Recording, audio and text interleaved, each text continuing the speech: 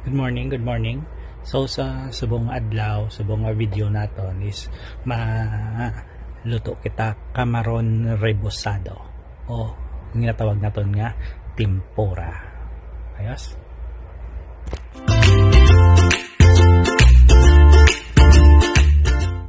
So may ari kita isa ka kilo nga large shrimp. So lagko ni siya nga shrimp. Si kwaontang ulo, pagtapos sa sang ulo is panitan tas siyang shrimp nga din ano naton. So kwaontang lawas kag kwaonta ang iya nga tiil, okay? Pero ibilin ta ang iya nga ikog kaya mo lang aton kalaptan.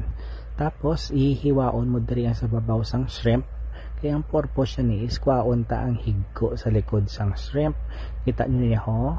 Nan, higgo na siya dara nagkakadto ang ginapangkaon nila. So ang pamangkot ko, kamo ginakuha nyo ni or tamad na kamo kag diretso na lang oh, di ba? Wala. Tapos tanan nga isa ka kilo nga shrimp ni bakal tay butangan ta. Kuwaon tay min. So butang ka man 1/2 cup of flour, 1 cup of cornstarch,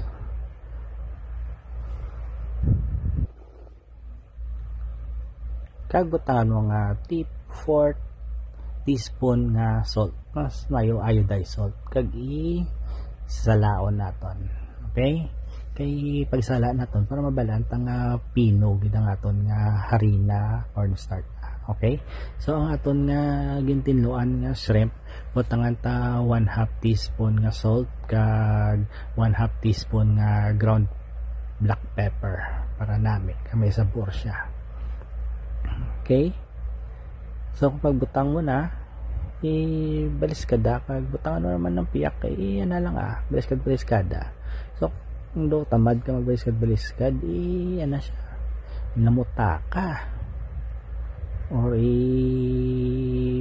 baliskadon mo hasta nga magpiyak ya may salt ka ground black pepper. Yan. So kung makumpleto mo na ni siya, i-marinate mo siya sa ref sang 15 minutes na may cold kay para mag-absorb ang salt kag ang black pepper sa shrimp naton.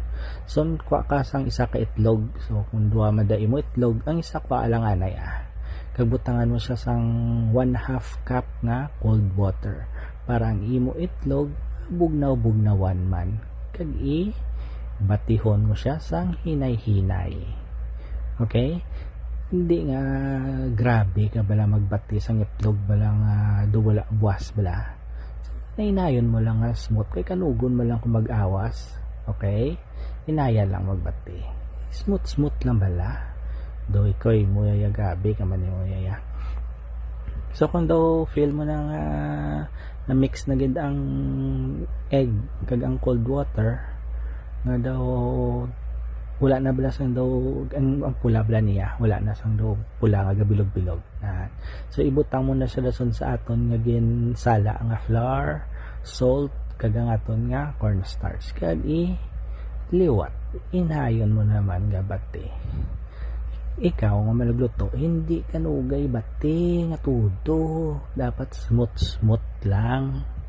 Dan dapat mo lang niyo dan smooth kag kung imo nga pag mix na amo na ni ka texture yaho nga smooth na pwede na ni siya.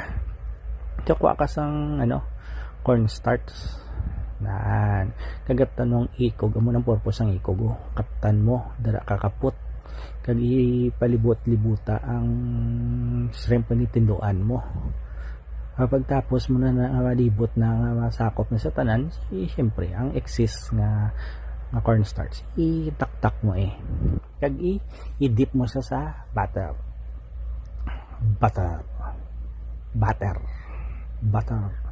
i-dip mo siya ang lawas siya, pero ang ikog dara kagyapon kapot.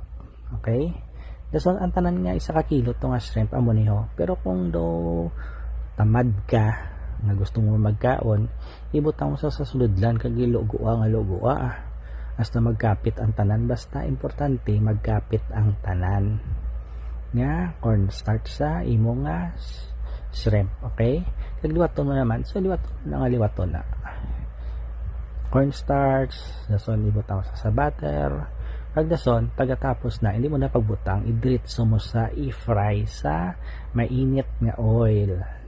Tagatapos mo dip, i-fry mo siya dason. Kag-cook mo siya sa 3 minutes nga medium heat lang, hindi nga gabi ang kalayo kay basi batok na bala ang aton butter, pero ang chef hindi pa bala. Mas nami kung dalom pagid kag mayara ka sa laan na daan nga para isa lang kapag hakwat bla.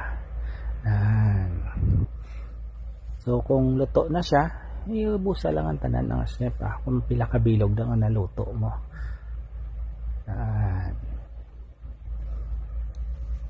Wow, marami tempura. Amo ni ang pure. Kag daw golden brown na siya, hindi man nga itom ha. Hindi niyo pagpabay pwede mo na siya i-serve sa nga tawag naton nga sweet chili sauce. So pwede ka obra sweet chili sauce or hapos mo na or pwede kang kabakal kung tamad ka mag-obra ng sweet chili sauce. Pila ka bilog ang makaon mo? Pila ka kanon, pila ka rice, kag extra rice makaon mo. And thank you for watching. Tani makaluto ka na. Bye.